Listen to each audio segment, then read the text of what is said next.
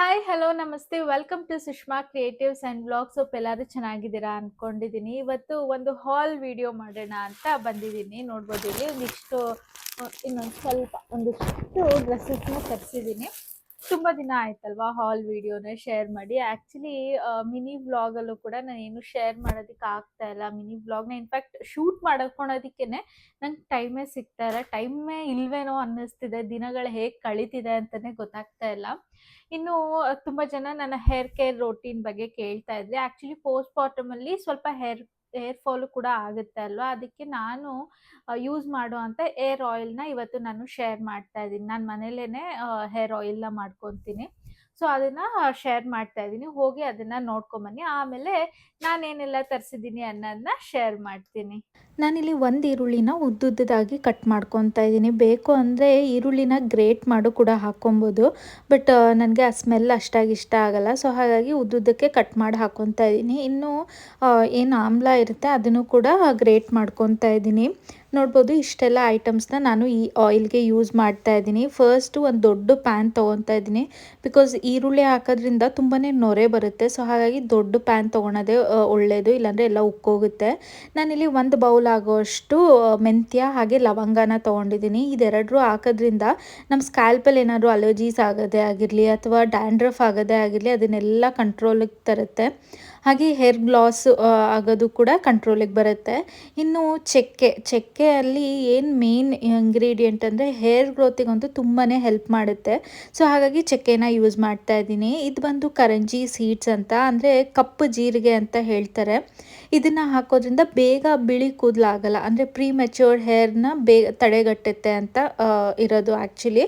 So ನಾನು ಈ ಸರಿ ಇದನ್ನು ಟ್ರೈ ಮಾಡ್ತಾ ಇದ್ದೀನಿ, ಕರಂಜಿ ಸೀಡ್ಸನ್ನ.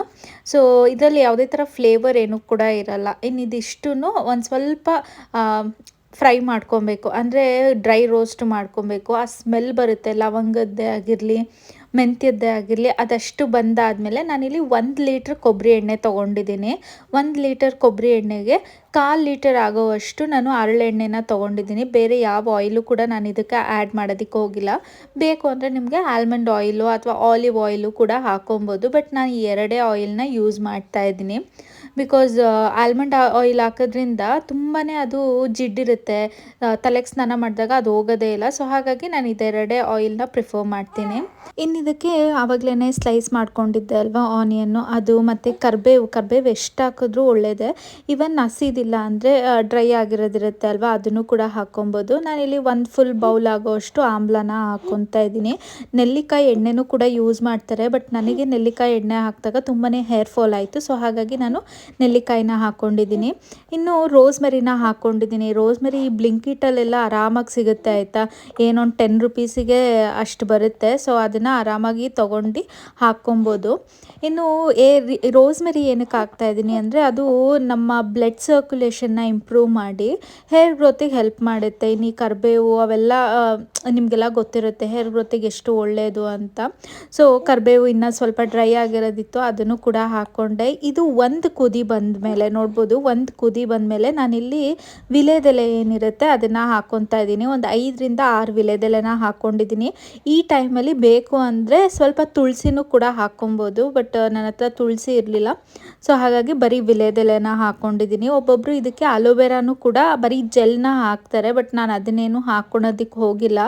ಸೊ ಇದಿಷ್ಟೇ ಹಾಕ್ಕೊಂಡಿರೋದು. ನನಗೇನೆಲ್ಲ ಸೆಟ್ ಆಗುತ್ತೆ ಅದನ್ನು ಹಾಕ್ಕೊಂಡಿದ್ದೀನಿ. ನೋಡ್ಬೋದು ಇಲ್ಲಿ ಯಾವ ರೀತಿ ಆಗಿದೆ ಅಂತ. ಇದೊಂದು ಮಿನಿಮಮ್ ಅಂದರೆ ಒಂದು 30 ಮಿನಿಟ್ಸ್ ಚೆನ್ನಾಗಿ ಕುದಿಸಿದ್ರೆ ಆಯಿತು. ಅದರಲ್ಲೂ ಮೀಡಿಯಮ್ ಫ್ಲೇಮಲ್ಲಿ ಇದನ್ನು ಕುದಿಸ್ಬೇಕಾಗತ್ತೆ. ಯಾಕೆಂದರೆ ಈರುಳ್ಳಿ ಹಾಕಿರೋದ್ರಿಂದ ನೊರೆ ಎಲ್ಲ ಬಂದು ಎಣ್ಣೆ ಈಚೆಗೆ ಬರೋವಂಥ ಚಾನ್ಸಸ್ ಇರುತ್ತೆ. ಸೊ ಲೋ ಫ್ಲೇಮಲ್ಲಿ ಅಥವಾ ಮೀಡಿಯಮ್ ಫ್ಲೇಮಲ್ಲಿ ಇಟ್ಕೊಂಡ್ರೆ ಆ ಥರ ಏನೂ ಆಗೋಲ್ಲ. ಒಂದು 30 to 40 ಮಿನಿಟ್ಸ್ ಅದನ್ನು ಚೆನ್ನಾಗಿ ಕುದಿಸಿ ಓವರ್ ನೈಟ್ ಅದನ್ನು ರೆಸ್ಟ್ ಆಗೋದಕ್ಕೆ ಬಿಟ್ಟು ಆಮೇಲೆ ಸ್ಟೋರ್ ಮಾಡಿಕೊಂಡ್ರೆ ಆಯಿತು. ಒಂದು ಏರ್ ಟೈಟ್ ಕಂಟೈನರಲ್ಲಿ ಸ್ಟೋರ್ ಮಾಡ್ಕೊಳೋದು ಅಷ್ಟೇ.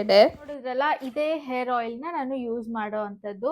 ನನಗೆ ಹೇರ್ ಫಾಲ್ ಕಂಟ್ರೋಲಿಗೆ ಬಂದಿದೆ. ಯಾಕೆಂದರೆ ಪೋಸ್ಟ್ ಪಾರ್ಟಮಲ್ಲಂತೂ ಮಗು ನಗೋದಕ್ಕೆ ಸ್ಟಾರ್ಟ್ ಮಾಡಿದ್ಮೇಲೆ ತುಂಬ ಹೇರ್ ಫಾಲ್ ಆಗುತ್ತೆ ಅಂತ ಹೇಳ್ತಾರೆ. ಅದೆಷ್ಟು ನಿಜನೋ ಇಲ್ವೋ ಗೊತ್ತಿಲ್ಲ. ಬಟ್ ಏನಂದರೆ ಹಾರ್ಮೋನಲ್ ಇಂಬ್ಯಾಲೆನ್ಸ್ ಹಾಗೂ ಕೂಡ ಹೇರ್ ಫಾಲ್ ಸ್ಟಾರ್ಟ್ ಆಗುತ್ತೆ. ಸೊ ಅದು ಒಂದು ಮೆಡಿಕಲ್ ಟರ್ಮ್ಸಲ್ಲಿ ಅದು ಒಂದು ರೀಸನ್ ಇರ್ಬೋದು. ಸೊ ನಾನು ಈ ಆಯಿಲ್ನ ಯೂಸ್ ಮಾಡ್ತಾ ಇದ್ದೀನಿ. ನಂಗಂತೂ ಬೆಸ್ಟ್ ರಿಸಲ್ಟ್ ಕೊಟ್ಟಿದೆ ಅಂತಾನೆ ಹೇಳ್ಬೋದು. ಸೊ ನೀವು ಯಾರಾದರೂ ಏರ್ ಫಾಲ್ ತುಂಬ ಆಗ್ತಿದೆ ಅಥವಾ ಡ್ಯಾಂಡ್ರಫ್ ಆಗ್ತಿದೆ ಕೂದಲು ಅಂದಾಗ ಇದೊಂದು ಸರಿ ಟ್ರೈ ಮಾಡಿ ನೋಡಿ. ಒಂದು ಸ್ವಲ್ಪ ಕ್ವಾಂಟಿಟಿಯಲ್ಲಿ ಮಾಡ್ಕೊಂಡು ಟ್ರೈ ಮಾಡಿ ನೋಡಿ. ಯೂಸ್ ಆಯಿತು, ಒಂಚೂರು ಹೇರ್ ಫಾಲ್ ಕಂಟ್ರೋಲಿಗೆ ಬಂತು ಅಂದರೆ ಸ್ಟಾರ್ಟಿಂಗಲ್ಲಿ ಒಂಚೂರು ಹೇರ್ ಫಾಲ್ ಆಗ್ಬೋದು, ಯಾಕೆಂದರೆ ಅದು ಸೆಟ್ ಆಗೋವರೆಗೂ. ಆಮೇಲೆ ಸೆಟ್ ಆದಮೇಲೆ ಆಟೋಮೆಟಿಕ್ ಆಗಿ ಹೇರ್ ಫಾಲ್ ರೆಡ್ಯೂಸ್ ಆಗ್ತಾ ಬರುತ್ತೆ. ಸೊ ಸ್ವಲ್ಪ ಕ್ವಾಂಟಿಟಿಯಲ್ಲಿ ಮಾಡ್ಕೊಂಡು ನೋಡಿ. ಸೆಟ್ ಆಯಿತು ಅಂದರೆ ಇದನ್ನು ಲಾರ್ಜ್ ಕ್ವಾಂಟಿಟಿಯಲ್ಲಿ ಮಾಡ್ಕೊಂಡು ಯೂಸ್ ಮಾಡ್ಕೊಬೋದು. ಇನ್ನು ತರಿಸಿರೋ ಅಂಥ ಬಟ್ಟೆಯಲ್ಲಿ ಒಂದು ಆ್ಯಕ್ಚುಲಿ ಏನು ಗೊತ್ತಾ, ಫುಲ್ಲು ಟೈಟ್ ಅನಿಸ್ತಿತ್ತು. ನಂಗೆ ಇವಾಗ ಫೀಡ್ ಮಾಡೋಕ್ಕೂ ಕೂಡ ಯೂಸ್ ಆಗಬೇಕು, ಅಂದರೆ ಫೀಡ್ ಮಾಡೋದಕ್ಕೂ ಕೂಡ ಫ್ರೀ ಆಗಿರಬೇಕು ಫೀಡ್ ಮಾಡೋದಕ್ಕೆ. ಸೊ ಹಾಗಾಗಿ ಏನು ಮಾಡ್ತೀನಿ ಅಂದರೆ ಒಂದು ಸೈಜ್ ದೊಡ್ಡದು ತೊಗೊತೀನಿ, ಸೊ ದ್ಯಾಟ್ ಫೀಡ್ ಮಾಡೋದಕ್ಕೂ ಕೂಡ ಈಸಿ ಆಗಿರುತ್ತೆ ಅಂತ. ಮೋಸ್ಟ್ ಆಫ್ ದ ಟೈಮ್ ನಾನೀಗ ವೇರ್ ಮಾಡ್ತಿರೋದು ಅಂದರೆ ಟ್ಯೂನಿಕ್ ಟಾಪ್. ನನಗೆ ಈ ಫೀಡಿಂಗ್ ಡ್ರೆಸ್ಸಸ್ನ ವೇರ್ ಮಾಡಿ ಮಾಡಿ ಸಾಕಾಗೋಗ್ಬಿಟ್ಟಿದೆ, ಯಾಕಂದರೆ ಪ್ರೆಗ್ನೆನ್ಸಿಲೂ ಅದನ್ನೇ ಮೆಟರ್ನಿಟಿ ವೇರ್ನೇ ಹಾಕೊತಿದ್ನ. ಇವಾಗ ಹೇಗಾಗೋಗಿದೆ ಅಂದರೆ ಆವಾಗ ತೊಗೊಂಡಿರೋದೆಲ್ಲ ಇವಾಗ ತುಂಬಾ ಲೂಸು, ವಿಪರೀತ ಲೂಸ್ ಅನಿಸುತ್ತೆ.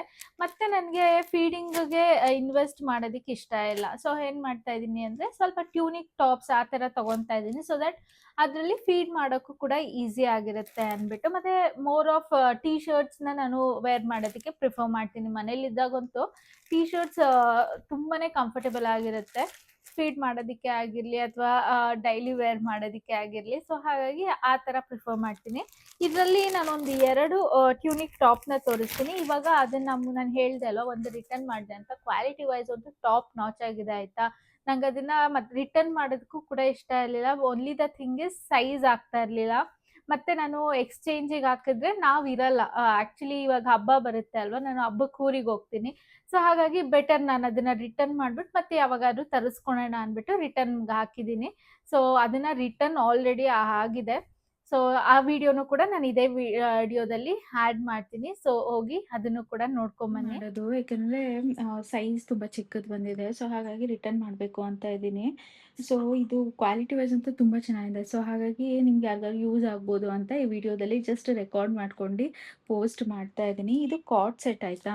ಇದರಲ್ಲಿ ಕಲರ್ಸು ಕೂಡ ಅವೈಲೇಬಲ್ ಇದೆ. ನಾನು ಈ ಕಲರ್ ಇಲ್ಲ ಅಂದ್ಬಿಟ್ಟು ತೊಗೊಂಡಿದ್ದೆ. ಇದಕ್ಕೆ ಈ ಕ್ರೀಮ್ ಕಲರ್ ಪ್ಯಾಂಟ್ ಕೊಟ್ಟಿದ್ದಾರೆ. ಮೆಟೀರಿಯಲ್ ನೋಡ್ಬೋದು ಎಷ್ಟು ಚೆನ್ನಾಗಿದೆ ಅಂತ, ಪ್ಯೂರ್ ಕಾಟನ್ ಮೆಟೀರಿಯಲ್ಲು. ಸೊ ನಿಮ್ಗೆ ಯಾರಿಗಾದ್ರೂ ಇಷ್ಟ ಆದರೆ ಡಿಸ್ಕ್ರಿಪ್ಷನಲ್ಲಿ ಲಿಂಕ್ ಹಾಕಿರ್ತೀನಿ, ಚೆಕ್ಔಟ್ ಮಾಡಿ ಆಯಿತಾ. ಇದು ಬಂದು ಟ್ಯೂನಿಕ್ ಟಾಪ್ ಥರ ಬರುತ್ತೆ ಈ ರೀತಿಯಲ್ಲಿ. ಇನ್ನು ಇದು ಪ್ಯಾಂಟು, ಸ್ಟ್ರೈಟ್ ಕಟ್ ಪ್ಯಾಂಟ್ ಬರುತ್ತೆ. ಮತ್ತೆ ಬರೋದಾದ್ರೆ ಇದು ಈ ಕಲರ್ ನೋಡಿ, ಐಸ್ ಬ್ಲೂ ಕಲರ್ ಎಷ್ಟು ಚೆನ್ನಾಗಿದೆ ಅಂತ. ಇದರಲ್ಲಿ ಲೈನಿಂಗು ಕೂಡ ಕೊಟ್ಟಿದ್ದಾರೆ, ತುಂಬಾನೇ ಚೆನ್ನಾಗಿದೆ ಲೈನಿಂಗ್ ಬಟ್ಟೆನೂ ಕೂಡ. ಲೀಬಾಸ್ದಿದು ನೋಡಿ, ಈ ತರ ಇದೆ. ಸಿಂಪಲ್ ಆಗಿ ಈಚೆ ಎಲ್ಲರೂ ಹೋಗ್ತಾ ಇದೀವಿ ಅಂದಾಗೂ ಕೂಡ ವೇರ್ ಮಾಡೋದಕ್ಕೆ ಚೆನ್ನಾಗಿರುತ್ತೆ ಅಂದ್ಬಿಟ್ಟು ಇದು ತೊಗೊಂಡಿದ್ದೀವಿ. ಸ್ಲೀವ್ಸು ಅಷ್ಟೇ ಯುನೀಕ್ ಆಗಿದೆ ಅಲ್ವಾ. ಸೊ ಇದೊಂದು ಟೈಯಿಂಗ್ ಕೊಟ್ಟಿದ್ದಾರೆ, ಇದು ಅಷ್ಟೇ ಟ್ಯೂನಿಕ್ ಟಾಪ್ ಇದು. ನೆಕ್ಸ್ಟ್ ಬರೋದಾದರೆ 2 ಕ್ಯಾಶುವಲ್ ಪ್ಯಾಂಟ್ಸ್ನ ತರಿಸಿದ್ದೀನಿ. ಈಗ ಆಲ್ರೆಡಿ ನನ್ನ ಮಿನಿ ವ್ಲಾಗ್ ಯಾರಾದರೂ ಫಾಲೋ ಮಾಡ್ತಿದ್ರೆ ನೋಡಿರ್ತೀರ. ಆ್ಯಕ್ಚುಲಿ ಇದು ಹೆಂಗೆ ಅಂದರೆ, ಮನೆಯಲ್ಲಿ ನಾರ್ಮಲ್ ಆಗಿ ಜೀನ್ಸ್ ಎಲ್ಲ ಆಗಲ್ಲ ಅಥವಾ ಲೆಗ್ಗಿನ್ಸ್ ಎಲ್ಲ ಹಾಕೋದಕ್ಕಾಗಲ್ಲ ಅಂದಾಗ ಈ ಥರ ಟ್ಯೂನಿಕ್ ಟಾಪಿಗೆ ಈ ಥರ ಸ್ಟ್ರೈಟ್ ಫಿಟ್ ಪ್ಯಾಂಟ್ನ ಹಾಕಿದಾಗ ಚೆನ್ನಾಗಿ ಕಾಣುತ್ತೆ ಅಂದ್ಬಿಟ್ಟು ಈ ಥರ ತರಿಸ್ಕೊಂಡಿದ್ದೀನಿ. ಇದು ಅಷ್ಟೇ ಒಂದು ಸೈಜ್ ಲಾರ್ಜ್ ತರಿಸಿದ್ದೀನಿ. ಎಕ್ಸೆಲ್ ತರಿಸಿದ್ದೀನಿ ನಾನು ಇದನ್ನು, ಒಂದು ಸ್ವಲ್ಪ ಕಂಫರ್ಟಬಲ್ ಆಗಿರಲಿ ಅಂತ. ಸೊ ಇದು ತುಂಬ ಲೂಸ್ ಅನ್ನಿಸ್ತಿದೆ, ಬಟ್ ಒಂದು ವಾಶ್ ಆದಮೇಲೆ ನೋಡಬೇಕು, ಯಾಕೆಂದರೆ ಪ್ಯೂರ್ ಕಾಟನ್ ಮೆಟೀರಿಯಲ್ ಅಲ್ವಾ, ಒಂಚೂರು ಶ್ರಿಂಕ್ ಆಗ್ಬೋದು ಅಂದ್ಬಿಟ್ಟು ನಾನು ಇದನ್ನು ಎಕ್ಸೆಲ್ ತರಿಸಿದ್ದೀನಿ. ಯೂಶಲಿ ಎಲ್ ತರಿಸ್ತೀನಿ ಪ್ಯಾಂಟ್ ಈ ಥರದ್ದೇನಾದರೂ ಆದರೆ ಮನೆ ಹತ್ರ ಹಾಕೊಳೋದಲ್ಲ. ಬಟ್ ಈ ಸರಿ ನಾನು ಎಕ್ಸೆಲ್ನ ಟ್ರೈ ಮಾಡೋಣ ಅಂತ ತರಿಸಿದ್ದೀನಿ. ಇನ್ನು ಬ್ಲ್ಯಾಕ್ ಒಂದು ಕ್ರೀಮ್ ಒಂದು ತರಿಸಿದ್ದೀನಿ, ಅದನ್ನು ಕೂಡ ಶೇರ್ ಮಾಡ್ತೀನಿ. ನೆಕ್ಸ್ಟ್ ಬರೋದಾದರೆ ಈ ಟ್ಯೂನಿಕ್ ಟಾಪ್. ಇದಂತೂ ಕಲರ್ ನನಗೆ ಈ ಥರ ರಸ್ಟ್ ಆರೆಂಜ್ ಕಲರ್ ಎಲ್ಲ ತುಂಬಾ ಇಷ್ಟ ಆಗುತ್ತೆ. ನೋಡಿ ಇಲ್ಲಿ ಪ್ರಿಂಟು ಅಷ್ಟೇ ಎಷ್ಟು ಚೆನ್ನಾಗಿದೆ, ಹಾಕೊಂಡಾಗೂ ಕೂಡ ಚೆನ್ನಾಗಿ ಕಾಣುತ್ತೆ. ಮತ್ತು ಈಸಿ ಬ್ರೀಸಿ ಆಗೂ ಕೂಡ ಇರುತ್ತೆ ಫೀಡ್ ಮಾಡೋವಾಗ ಎಲ್ಲ. ಅದಕ್ಕೋಸ್ಕರ ಇದನ್ನೊಂದು ತರಿಸ್ಕೊಂಡಿದ್ದೀನಿ. ಇದು ಅಷ್ಟೇ ಸ್ಲೀವ್ಸ್ ಬಂದು 3/4 ಸ್ಲೀವ್ ಈ ಥರ ಬರುತ್ತೆ. ಕ್ವಾಲಿಟಿ ಅಂತೂ ತುಂಬಾ ಚೆನ್ನಾಗಿದೆ. ಪ್ರಾಬ್ಲಿ ಇದು ಕಲರ್ ಏನು ಫೇಡ್ ಆಗಲ್ಲ ಅನಿಸುತ್ತೆ, ಬಿಕಾಸ್ ಇದು ಪ್ಯೂರ್ ಕಾಟನ್ ಅಲ್ಲ, ಸ್ವಲ್ಪ ರಿಯಾನ್ ಅಂತಾರೆ ಅಲ್ವಾ, ಆ ಥರ ಮೆಟೀರಿಯಲ್ ಇದು. ಚೆನ್ನಾಗಿದೆ, ಮೆಟೀರಿಯಲ್ಲು ಕೂಡ ಚೆನ್ನಾಗಿದೆ. ಐರನ್ ಮಾಡಬೇಕು ಅಂತಲೇ ಇಲ್ಲ, ಈಸಿ ಬ್ರೀಸಿಯಾಗೂ ಕೂಡ ಇರುತ್ತೆ. ಇನ್ನು ನೆಕ್ಸ್ಟ್ ಬರೋದಾದರೆ ಅದೇ ಬ್ಲ್ಯಾಕ್ ಕಲರ್ದು ಪ್ಯಾಂಟ್ನ ಶೇರ್ ಮಾಡಿದೆ ಅಲ್ವಾ, ಅದೇ ಥರನೇ ಈ ಕ್ರೀಮ್ ಕಲರ್ ಪ್ಯಾಂಟ್ ಆಯಿತಾ. ಇದು ಅಷ್ಟೇ, ಇದು ಪ್ಯೂರ್ ಕಾಟನ್ ಮೆಟೀರಿಯಲ್ಲು ನೋಡಿ, ಪ್ಯೂರ್ ಕಾಟನ್ ಮೆಟೀರಿಯಲ್ಲು. ಸ್ವಲ್ಪ ಫ್ರೀಯಾಗೇ ಇರಲಿ ಅಂತ ಇದನ್ನು ತರಿಸಿದ್ದೀನಿ. ನನಗೇನಂದರೆ ಲೆಗ್ಗಿನ್ಸ್ ಹಾಕೊಳ್ಳೋ ಬದಲು ಇದು ಹಾಕ್ಕೊಂಡ್ರೆ ಕಂಫರ್ಟಬಲ್ ಆಗೋ ಕೂಡ ಇರುತ್ತೆ ಅಂದ್ಬಿಟ್ಟು ಈ ಥರ ತರಿಸಿದ್ದೀನಿ ಅಷ್ಟೇ. ಸೊ ಇದಿಷ್ಟು ನಾನು ಈ ಸರಿ ಶಾಪ್ ಮಾಡಿರೋ ಅಂಥದ್ದು. ಸೊ ಈ ಪ್ರಾಡಕ್ಟ್ಸ್ ಲಿಂಕ್ ಎಲ್ಲ ನಾನು ಡಿಸ್ಕ್ರಿಪ್ಷನಲ್ಲಿ ಹಾಕಿರ್ತೀನಿ ಆಯಿತಾ. ಇದೊಂದು ಪುಟಾಣಿ ವ್ಲಾಗು. ನಾನು ಊರಿಗೆ ಹೋಗ್ತಾ ಇದ್ದೀನಿ, ಆಮೇಲೆ ಇದನ್ನು ಕೂಡ ಶೇರ್ ಮಾಡೋದಕ್ಕಾಗಲ್ಲ ಅಂದ್ಬಿಟ್ಟು ಈ ವಿಡಿಯೋದಲ್ಲಿ ಶೇರ್ ಮಾಡಿಬಿಡೋಣ ಅಂದ್ಬಿಟ್ಟು ಶೇರ್ ಮಾಡಿದ್ದೀನಿ. ಹೋಪ್ ನಿಮಗೆ ಈ ವಿಡಿಯೋ ಇಷ್ಟ ಆಗಿದೆ ಅನ್ಕೊತೀನಿ. ಆದರೆ ನಾನು ಹಬ್ಬದ ವಿಡಿಯೋನು ಕೂಡ ಕ್ಯಾಪ್ಚರ್ ಮಾಡಿ ಶೇರ್ ಮಾಡ್ತೀನಿ ಆಯಿತಾ. ಐ ಆಮ್ ನಾಟ್ ಶ್ಯೂರ್, ಯಾಕೆಂದರೆ ಮಗುನ ಇಟ್ಕೊಂಡು ವಿಡಿಯೋನು ಮಾಡ್ಕೊಂಡು ಈ ಕಡೆ ದೇವ್ರನ್ನೂ ಕೂಡ ರೆಡಿ ಮಾಡ್ಕೊಂಡು ಮಾಡೋದಕ್ಕಾಗುತ್ತೋ ಇಲ್ವೋ ಗೊತ್ತಿಲ್ಲ. ಯಾಕೆಂದರೆ ಶರಣ್ ಇರಲ್ಲ, ಶರಣ್ ಆಫೀಸ್ ಇರೋದ್ರಿಂದ ಅವ್ರು ಇಲ್ಲೇ ಇರ್ತಾರೆ, ನಾವಷ್ಟೇ ಹೋಗ್ತಾ ಇರೋದು ಊರಿಗೆ.